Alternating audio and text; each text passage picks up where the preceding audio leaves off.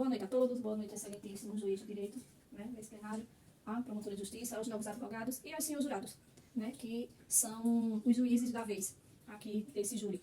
Se os senhores possam, os senhores que vão decidir, os senhores que vão julgar. Então, que prestem atenção e vejam, decidam, façam justiça. Vocês que têm o poder, né, o poder está na mão de vocês. O juiz vai sentenciar questão dos anos, mas a questão de condenação, se é absolvido ou não, é de vocês. Eu vou dar início, lendo o que está aqui nos autos, aqui na denúncia, para vocês. Serei breve, mas só para vocês terem, né, mais noção, ficar bem fixado o que foi que aconteceu.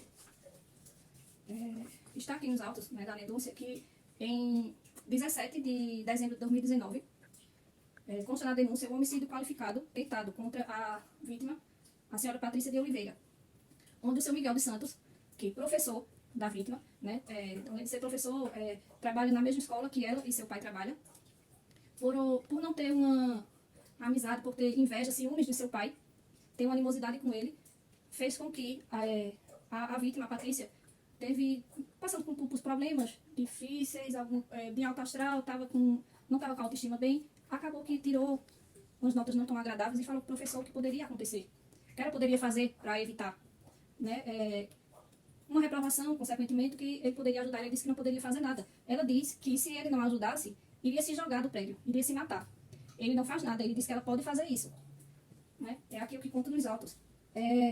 Ele, além disso, ele quando pega, que faz seu depoimento na delegacia, ele afirma, ele tem aqui a afirmação dele, ele afirma que foi ele mesmo, foi ele que disse, ele afirmou, disse que era o que ele realmente queria que acontecesse. Ele diz que, no seu depoimento, ele disse que realmente desejava a morte da Patrícia. E fica comprovado também, aqui na denúncia, que a fala dele, né, fica constatada a veracidade, né, nos depoimentos das testemunhas que estavam presentes, as amigas e alunas dele também, de Patrícia, a Aline e Joana, que a todo momento estavam na sala, estavam presentes e viram todo ocorrido. Pois bem, senhores, estamos diante de um crime de homicídio próprio, onde o professor tinha a função ali de garantidor, de proteger, né, de evitar qualquer tipo de situação contra seus alunos, não só com a Patrícia, mas qualquer um, mais especificamente com ela, naquele momento, né, tendo em vista de ser seu professor ali, estando no âmbito ali de ter uma relação, como é que se diz? Ter uma relação boa de professor e aluno, mas ele, em vez de impedir, de dar conselhos e evitar que ela ou fizesse, que ela tentasse se jogar do prédio, que ela tentasse se matar, ele não faz, certo? Ele, a partir do momento que ela disse que iria fazer isso, que iria pular do prédio, que iria se matar, ele deveria ter impedido, né? Ele deveria ter evitado o resultado, mas ele não faz nada. Ele disse que ela pode fazer. Bom, vá lá, se jogue, se mate. Então, a tal conduta, né, ele assume o resultado. Ele assume o risco de o resultado acontecer. Né? Da mesma forma que ele assume a obrigação de ter evitado esse resultado. Então, o fato do professor ali naquele momento, ele ser o garantidor, ele ser o protetor, né, dos alunos, especificamente da Patrícia, e ele não faz isso, né, ele age por omissão, ele ali vai responder esse resultado, um resultado qualificado por motivo torpe, né, ele teve um motivo para deixar que ela fizesse isso, né, que é a relação que ele tem de inveja, de uma relação não muito agradável da parte dele, com o pai da vítima, da Patrícia, tem uma animosidade ali entre eles, por ciúme e por inveja da parte do acusado, do senhor Miguel, em trabalho que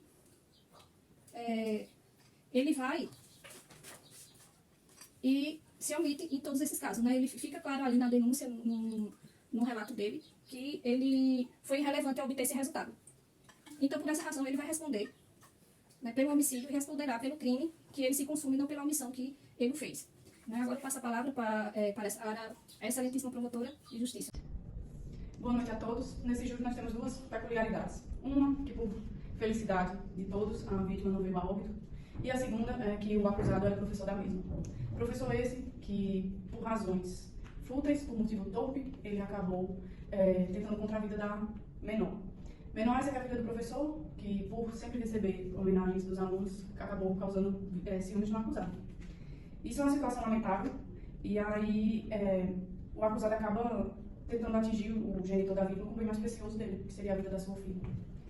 E aí, hoje nós estamos tratando de uma tentativa de homicídio qualificado, e o homicídio qualificado é um crime hediondo, e um crime grave que consiste em atentar contra a vida de outra pessoa, tendo como objetivo matar. Porém, devido a circunstâncias alheias que fugiram do controle do autor, o ato não é consumado. É necessário que haja a intenção de matar, essa encontra-se presente, que é o dolo. A ação, que é os atos pelos quais o agente tenta efetivar a conduta, quando ele incita que ela cometa o suicídio, mas por razões que ele realmente pretendia era atentar contra a vida da mesma. O resultado, que no caso da tentativa não ocorre, por isso mesmo que eu falei que por nossa felicidade a vítima não morreu. E também o nexo causal, que é a relação da ação do agente e a lesão produzida, ou o resultado que ele pretendia causar. Isso está comprovado nos autos que realmente, em sede de delegacia, o depoimento do acusado foi que realmente ele pretendia que a vítima não viesse a óbito. O ônibus necrônico também está presente, que é a intenção de matar. Presente todos os elementos não pedida pela condenação, pelo crime do artigo 121, na sua forma tentada, e que seja reconhecida a qualificadora.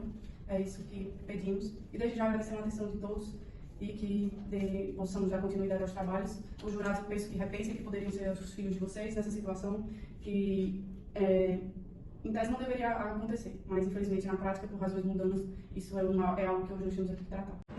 Boa noite a todos presentes. Gostaria de saudar o excelentíssimo senhor presidente, digníssimo membro do tribunal, respeitáveis servidores públicos. É com profundo respeito e reverência que inicio minha sustentação oral neste tribunal. Vir aqui nessa tribuna, excelência, nesse momento processual, é um misto de sentimentos. É a alegria de estar aqui presente e a tristeza por ter que sustentar um processo nesse escudo. Não obstante a brilhante sustentação das nossas colegas advogadas, alguns pontos foram esquecidos de serem tratados. Diante dos fatos narrados pela acusação, foi relatado que o acusado tentou efetivar a conduta. No entanto, não seria a realidade, pois o acusado agiu sob a violenta emoção, caracterizada pelo estado de nervosismo extremo, que resultou em uma expressão inadequada durante o momento de tensão. O acusado não estava consciente de possíveis consequências de suas palavras, naquele momento, não prevendo o desfecho grave que seguiu. Além disso, vale destacar que o acusado, ao confessar na delegacia, demonstrou arrependimento e colaboração com as autoridades, o que pode ser considerado como atenuante da sua pena. Senhores jurados, peço que reflita sobre a humanidade do acusado, sobre sua história além desse incidente isolado. É justo privar a sociedade dos benefícios de suas contribuições contínuas por conta de um momento de impulsividade? Considerem todas as questões ao decidirem sobre o destino do acusado. Considerem por um momento a trajetória e as contribuições do acusado para a sociedade como um todo. Será justo condenar alguém por um único momento de fraqueza, uma reação desproporcional em meio a uma situação extremamente estressante e emocional? Devemos desconsiderar todas as qualidades e benefícios trazidos pelo acusado ao longo de sua vida, especialmente seu comprometimento com a educação e seu serviço prestado à sociedade. Boa noite a todos presentes. Gostaria de saudar o excelentíssimo senhor presidente, os digníssimos membros do tribunal, os respeitáveis servidores públicos. É com profundo respeito e reverência que eu inicio minha sustentação oral neste tribunal. O réu, em um momento de extrema tensão, agiu sobre violenta emoção e usou de uma expressão inadequada para o momento. Ele não tinha a mínima intenção de causar dano nenhum à vítima, porém, pelo momento do estado emocional que ele se encontrava, acabou que levou a uma resposta inadequada para o momento.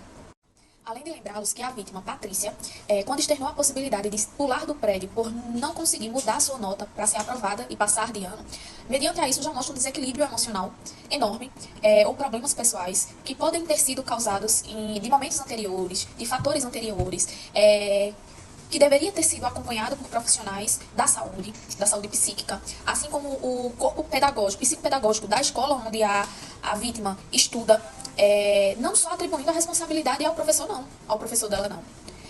Inclusive, isso dificulta ainda mais, pôr como acusação ao réu essa responsabilidade do fato ocorrido.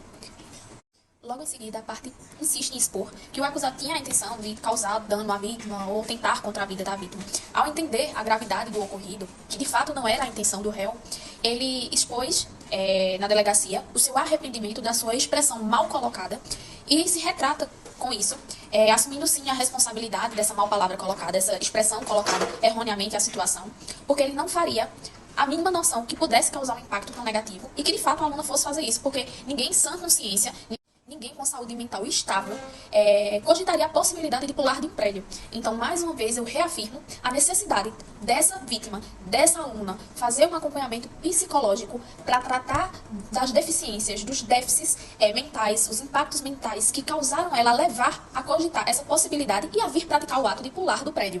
Porque é de inteira responsabilidade da vítima o dano causado.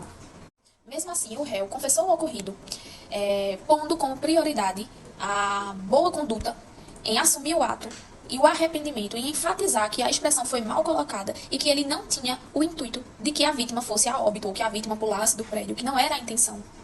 Quero lembrar, senhores, que o réu não possui antecedentes criminais, ele é respeitado como pessoa e como profissional na área da educação. Caso ele venha a ser condenado e detido, é uma perca imensa para as contribuições sociais, escolares, políticas da escola e fora dela. Então eu peço que os senhores avaliem toda a situação, todas as provas que nós temos, que não passam de provas testemunhais, nada além disso, que pesa muito em seu resultado, porque às vezes a testemunha, por passar por algum problema de emoção, pode tendenciar ao resultado, trazendo posições dúbias para o processo. Todos os fatores levantados até aqui, além dele ser réu primário, tem uma relevância social positiva. Ele colaborou com o processo ao confessar e a saber e ter noção do dano que poderia ter causado pela propositura mal colocada e assume a responsabilidade. Porém, tudo isso tem que ser levado em consideração. E a diminuição da pena do acusado é algo que é de direito dele. A defesa solicita essa consideração dessa atenuante pela confissão espontânea, que está prevista no artigo 65, parágrafo 3º d do Código Penal. Tem como caráter objetivo, não fazendo a lei transferências a motivos ou circunstâncias que as determinam. Então, mais uma vez, a defesa solicita a diminuição de pena, levando em conta o contexto da atenuante da confissão espontânea. Solicitamos ao júri que tome uma decisão justa e imparcial, com base nas evidências apresentadas neste tribunal, esperando garantir a decisão justa por parte do júri. Boa tarde a todos e a todas presentes aqui no Tribunal do Júri. Conclusas as votações, vamos dar início à sentença. Excelentíssimos presentes, estamos aqui reunidos no Tribunal do Júri para deliberar um caso de extrema importância, submetido em que foi proferido pelo Ministério Público uma denúncia em face de Miguel Santos, a quem foi atribuído os fatos delituosos no dia 17 de dezembro de 2019. Descrito na denúncia, onde foi imputado ao denunciado a prática delituosa prevista no artigo 121, parágrafo 2º, inciso 1º, na forma do artigo 14, inciso 2º, ambos do Código Penal Brasileiro, sendo que a vítima menor impúbere, representada pelo seu genitor Ângelo Oliveira. Reconhecido a ação pública incondicionada de competência ao Tribunal do Júri, com denúncia formulada pelo Ministério Público em desfavor de Miguel Santos, acusado da prática de homicídio qualificado tentado, previsto no artigo 121, parágrafo 2º, inciso 1º, na forma do artigo 14, inciso 2º, ambos do Código Penal Brasileiro. No dia 17 de dezembro de 2019, após lançar as notas da disciplina Miguel, o professor foi questionado por sua aluna sobre sua nota e possíveis alterações, para que não chegasse em casa reprovado, afirmando que pularia da janela caso não houvesse alterações. O professor ficou angustiado e, por sua vez, afirmou novamente que não havia existência de alterações. Indagado que a vítima concluísse o que falou, a vítima Miguel, por sua vez, pulou do prédio, do terceiro andar do prédio da sua escola, que só resultou em leves escoriações. Diante do exposto, o acusado foi preso em flagrante e apresentado à delegacia de polícia. Chegando hoje à fase do Tribunal do Júri, vamos à decisão proferida pelos jurados. Considerando que, por a maioria dos votos, o Conselho reconheceu a queda ocorrida no dia 17 de dezembro, resultando em leves escoriações. Reconheceu a contribuição do acusado, a absolvição de Miguel dos Santos. Encerra a leitura dos quesitos, dispensando o último, em decorrência da manifestação do Conselho de sentença. Com base nas teses apresentadas pelas partes, conclui-se: a defesa ressalta que o princípio da irretroatividade da lei, formulada no artigo 5º, inciso 40 da Constituição Federal. A lei não retroagirá, salvo para beneficiar o réu, o artigo 1º do Código Penal, que represume a inexistência da lei sem que a defina, nem pena, nem prévia combinação legal. Neste contexto, deve realmente prevalecer o reconhecimento da atipicidade. Por isso, julgo improcedente a denúncia, formulada em face de Miguel dos Santos, nos termos do artigo 386, inciso 3º do Código Processual Penal, sendo ele absolvido, tendo sua liberdade decretada. Agradeço a todos os representantes do Ministério Público, aos advogados da defesa e ao Conselho de Sentença pelo empenho. Declaro encerrada esta sessão.